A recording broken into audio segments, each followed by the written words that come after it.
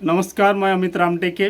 पिछले 2-3 दिनों पहले मैं एक किताब पढ़ रहा था जो बाबा साहब के स्मरणीय नाम से नानकचंद रत्तू जी ने लिखी थी। और इस किताब में एक चैप्टर है जिसका नाम है बाबा साहब यानी अंतिम संदेश। बाबा साहब का अंतिम संदेश।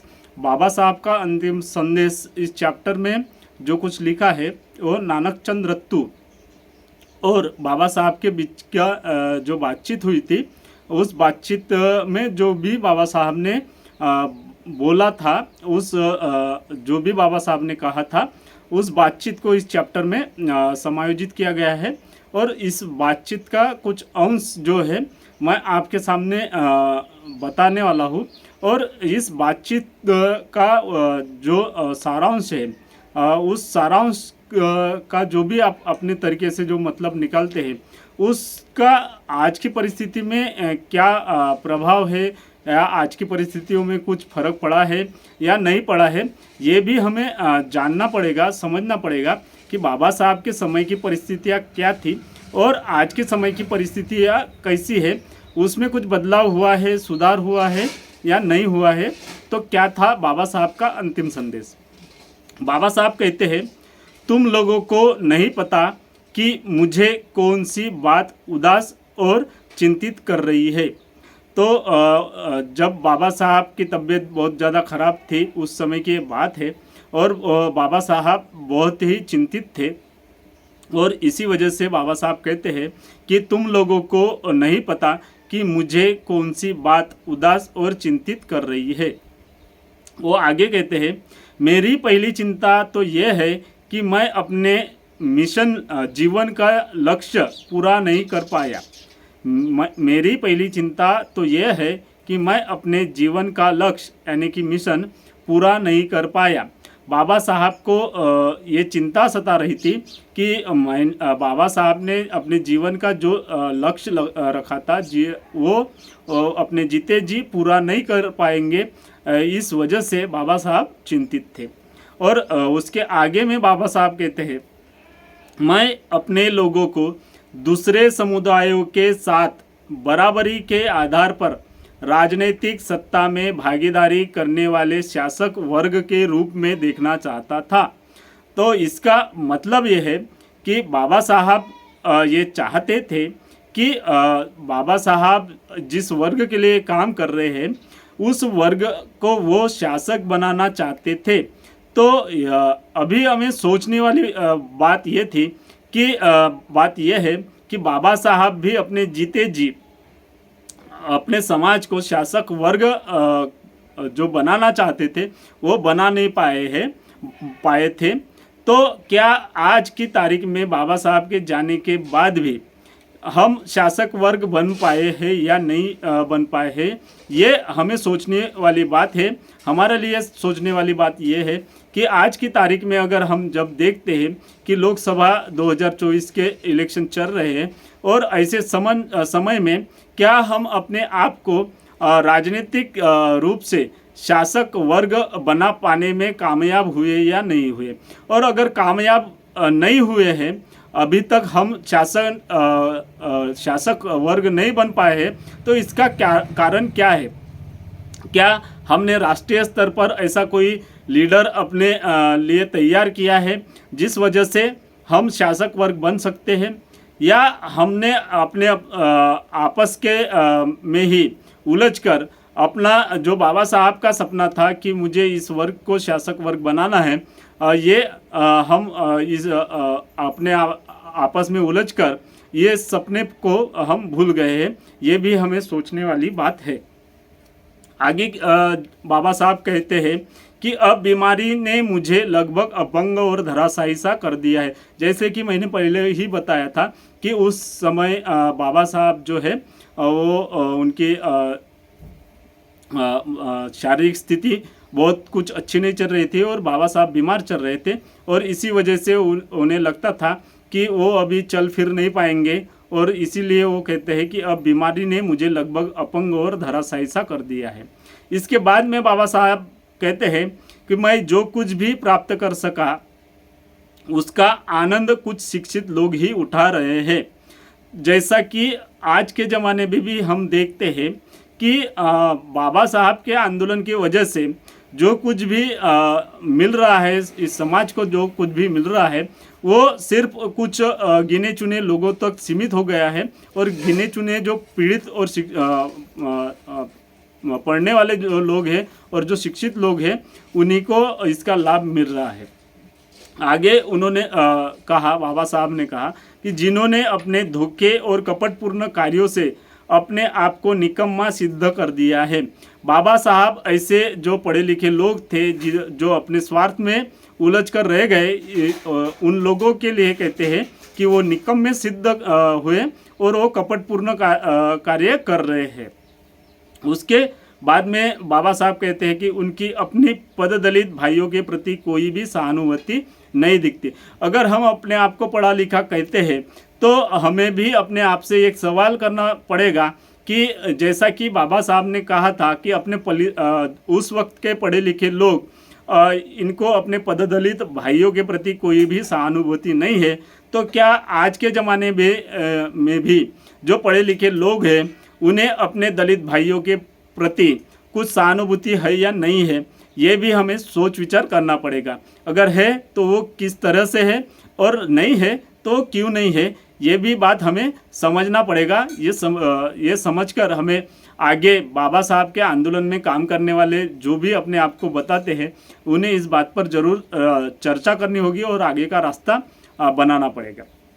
आगे बाबा साहब ये कहते हैं कि वे मेरी कल्पना से परे हो गए हैं, वे अपने लिए और अपने व्यक्तिगत लाभ के लिए जी रहे हैं। उस जमाने में भी जो बाबा साहब के आंदोलन में काम करने वाले लोग थे, वो पढ़े लिखे थे, लेकिन वो बाबा साहब जैसा कि कहते हैं कि वो मेरी कल्पना से परे है हो गए हैं और अपने लिए और अपने व्यक्तिगत लाभ के लिए जी रहे हैं। तो क्या आज के ज़माने में जो पढ़ा लिखा वर्ग है वो क्या अपने व्यक्तिगत लाभ के लिए ही जी रहा है, ये भी हमें सोचना और समझना पड़ेगा। बाबा साहब आगे कहते हैं कि उनमें से एक भी सामाजिक कार्य करने को तैयार नहीं है। तो बाबा साहब उस वक्त के पढ़े लिखे लोगों के लिए कह रहे थे कि उनमें से कोई भी सामाजिक कार्य करने के लिए तैयार नहीं थे। तो आज के समय में जो पढ़ा लिखा वर्ग है हमारे समाज से, क्या वो अपने समाज के लिए काम करने के लिए तैयार है, कार्य करने, सामाजिक कार्य करने के लिए तैयार है, ये भी पढ़े लिखे लोगों को सोचना पड़ेगा। वे अपने विनाश के मार्ग पर चल रहे। अगर पढ़ा लिखा व्यक्ति सामाजिक कार्य में हिस्सा नहीं लेता है तो बाबा साहब उन्हें कहते हैं कि वे अपने विनाश के मार्ग पर चल रहे हैं। बाद में बाबा साहब एक कहते हैं, अब मैं अपना ध्यान गांव की उस विशाल निरक्षर जनसंख्या की ओर लगाना चाहता हूँ जो अभी भी कष्ट उठा रही है और जिसकी आर्थिक स्थिति आज भी लगभग वैसी की वैसी है। तो बाबा साहब उसके बाद का जो जीवन था वो ग्रामीण इलाकों में जो दलित वर्ग रहता है उस वर्ग की आर्थिक स्थिति और सामाजिक स्थिति सुधारने के लिए लगाना चाहते थे, लेकिन वो कर नहीं पाए। इसके उन्हें बहुत ही संकोच था, ऐसा हम कह सकते हैं। क्या आज के ज़माने में भी हम जो बाबा साहब के नाम से आंदोलन चलाते हैं वो ग्रामीण इलाकों में जो हमारी जनता रहती है, जो समाज रहता है, उनके लिए हम कोई काम कर पा रहे हैं या नहीं कर पा रहे हैं, ये भी हमें सोचने वाली बात है, हमारे लिए सोचने वाली ये बात है। किंतु जीवन छोटा दिखाई दे रहा है, जैसा कि बाबा साहब पहले ही बता चुके हैं कि वो बीमारी के चलते उन्हें लगता था कि अभी उनका जीवन छोटा दिखाई दे रहा है। मैं ये भी चाहता था कि मेरी सारी पुस्तकें मेरी जीते जी छप जाए। बहुत सी जो किताबें हैं बाबा साहब के महापरिनिर्वाण के बाद में बहुत सी किताबें छप चुकी है और बहुत सी किताबें ऐसी आज भी है जिन्हें अभी भी छपना बाकी है। जो गवर्नमेंट के पास में जो डॉक्यूमेंट्स रखे हुए हैं वो अभी तक पूरी तरह से प्रकाशित नहीं हुए हैं। ये भी हमारे आंदोलन के लिए एक देखा जाए तो क्षति ही है, ऐसा हमें सोचना चाहिए। बाद में बाबा साहब ये कहते हैं कि मैं ये भी चाहता था कि दलित वर्ग में से कोई मेरे जीते जी आगे आए और मेरे बाद आंदोलन को चलाने की जिम्मेदारी अपने ऊपर ले, किंतु ऐसा कोई नहीं दिखता जो इन अपेक्षाओं पर खरा उतरे। तो बाबा साहब को भी ये चिंता थी कि बाबा साहब इस बात से भी चिंतित थे कि बाबा साहब के जीते जी कोई भी ऐसा उस समय का बाबा साहब के साथ काम करने वाला ऐसा नेता नहीं उन्हें दिखाई दे रहा था कि वो इस आंदोलन को आगे ले जा सकता है और इस आंदोलन को सफल कर सकता है। ऐसा बाबा साहब के ज़माने में भी बाबा साहब को ऐसा कोई भी नेता नहीं दिख रहा था। इसीलिए बाबा साहब, हो सकता है कि बाबा साहब ने अपने आंदोलन का कोई उत्तराधिकारी जो है वो नहीं चुना और इसी वजह से बाद में बाबा साहब ने जो निर्माण किए हुए संगठन थे उनके अलग अलग गुट बन गए और इसी गुटों के आपस की लड़ाई में में उलझने की वजह से वो ख़त्म हो गए। अगर बाद के आंदोलन में हम देखते हैं तो बाबा साहब के बाद में जो पूरे देश में आंदोलन चला पाए वो थे मान्यवर कांशीराम साहब। और कांशीराम साहब के समय में भी जैसा बाबा साहब के समय में बाबा साहब के साथ में काम करने वाले लोगों ने उन्हें धोखा दिया था और वो अपने आपस में उलझ गए थे, उसी तरह से कांशीराम साहब के साथ काम करने वाले कुछ लोगों ने भी उन्हें धोखा दिया था और वो अपने आप में नेतृत्व के लिए आपस में लड़ रहे थे। तो बाद में कांशीराम साहब ने अपना उत्तराधिकारी जो है बहन मायावती जी को बनाकर इस आंदोलन को उसी गति से चलने के लिए एक सिस्टम खड़ा कर दिया था, ऐसा हम मान सकते हैं। इस तरह से बाद के दिनों में कांशीराम साहब के अलावा किसी अन्य किसी नेता ने जो है इस बाबा साहब के आंदोलन को उस गति से चलाया हो ऐसा हम देख नहीं पाते हैं। और हाल फिलहाल में जब बहन जी इस आंदोलन को चला रही है तो उनके साथ में भी बाबा साहब को जैसे धोखा दिए थे बाबा साहब के साथ में काम करने वाले नेताओं ने, उसी तरह से बहन जी को भी बहुत से लोगों ने अपने स्वार्थ के चलते बहन जी को भी धोखा दिया है, उनको भी गलत जानकारी दी है और इसी वजह से कुछ नेताओं को पार्टी से बाहर करना पड़ा बहन जी को और कुछ लोगों को कुछ लोग जो है वो खुद ही पार्टी से बाहर हो गए और बहन जी और बसपा के आंदोलन और बहुजन आंदोलन को एक तरह से उन्होंने उसके खिलाफ बातचीत करके उस आंदोलन को बदनाम करने की कोशिश की, ऐसा हम मान सकते हैं। मुझे अपने जिन साथियों पर पूरा भरोसा और विश्वास था कि वे आंदोलन को चलाएंगे, वे नेतृत्व और सत्ता के लिए आपस में ही लड़ रहे हैं, उन्हें इस भारी जिम्मेदारी का ध्यान ही नहीं है। बाबा साहब के साथ में जो साथी उनके साथ में काम कर रहे थे वो आपस में नेतृत्व के लिए लड़ रहे थे। उसके बाद में कांशीराम साहब के साथ में जो साथी काम कर रहे थे वो भी आपस में लड़ रहे थे और इस वक्त बहन जी के साथ में भी जो साथी लोग काम कर रहे हैं, जो नेता लोग काम कर रहे हैं, वो भी आपस में लड़ रहे हैं और मुझे ही नेतृत्व मिलना चाहिए। इसके लिए एक तरह से आंदोलन को बदनाम करने का काम, बहुजन आंदोलन को बदनाम करने का काम वो नेता लोग कर रहे हैं, ऐसा हम मान सकते हैं। मैं ये भी चाहता था कि मैं अब भी इस देश और इस जनता की सेवा कर सकूं। बाबा साहब चाहते थे कि बीमारी बहुत जल्द हो सके ख़त्म हो जाए और इस देश की सेवा करने का मौका मिले, लेकिन जैसा कि हम जानते हैं कि 6 दिसंबर 1956 को बाबा साहब का परिनिर्वाण हो गया। उसके बाद में बाबा साहब कहते हैं कि ऐसे देश में जन्म लेना पाप है जिसके लोग इतने जातिग्रस्त और पूर्वाग्रहग्रस्त है।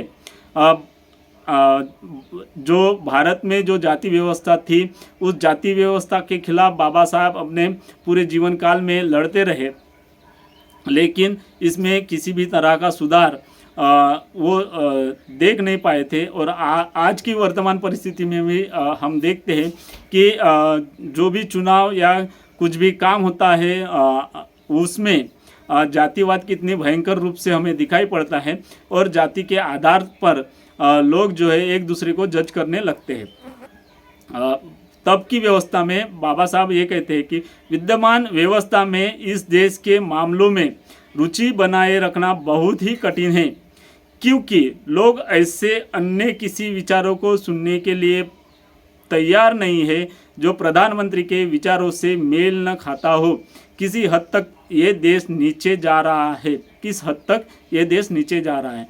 तो बाबा साहब के ज़माने में भी, बाबा साहब के ज़माने में जो प्रधानमंत्री थे पंडित नेहरू, उनके खिलाफ इस देश की जनता, अन्य किसी नेता ने अगर कोई बयान दिया है, कोई देश को आगे ले जाने के लिए कोई सुझाव दिया है, तो इस देश की जनता जो है वो अपने प्रधानमंत्री के खिलाफ कोई भी बात सुनने को तैयार नहीं थी या उनकी आलोचना सुनने को तैयार नहीं थी। वर्तमान स्थिति में अगर 2024 में हम देखा जाए तो ऐसे ही कुछ हालात जो है वो इस देश में हमें दिखाई पड़ते हैं कि वर्तमान के जो प्रधानमंत्री हैं नरेंद्र मोदी, उनके खिलाफ भी कोई बात, उनके समर्थक जो है उनकी आलोचना नहीं सुन पाते हैं, उनके समर्थक उनके खिलाफ कोई बात सुनना नहीं चाहते हैं, और उनको अगर कोई सुझाव कोई नेता देता है तो उनको वो एंटी नेशनलिस्ट या राष्ट्रद्रोही देश विरोधी करार देते हैं, और उनकी कोई भी बात, अन्य नेताओं की कोई भी बात जो है वो उनके समर्थक सुनने को तैयार नहीं है। तो ऐसे में देश नीचे जा रहा है, ऐसा बाबा साहब कहते थे। और आज की तारीख में अगर इस स्टेटमेंट को देखा जाए तो आज भी हम ये कह सकते हैं कि देश नीचे जा रहा है, क्योंकि प्रधानमंत्री की आलोचना उनके को जो कोई समर्थक है वो सुनना नहीं चाहते। क्या आपको लगता है कि बाबा साहब ने जो भी कुछ कहा है इस संदर्भ में, आपको क्या लगता है वर्तमान परिस्थितियाँ क्या है? इस परिस्थिति में बाबा साहब का जो आंदोलन है वो कौन लोग चला सकते हैं, किस तरह से इस आंदोलन को आगे बढ़ाया जा सकता है? इस बारे में आपके जो भी विचार हो वो ज़रूर कमेंट करके बताइएगा। अगर आपने मेरा चैनल अगर सब्सक्राइब नहीं किया है तो चैनल को भी सब्सक्राइब जरूर कीजिएगा। धन्यवाद। जय भीम, नमो बुद्धाय।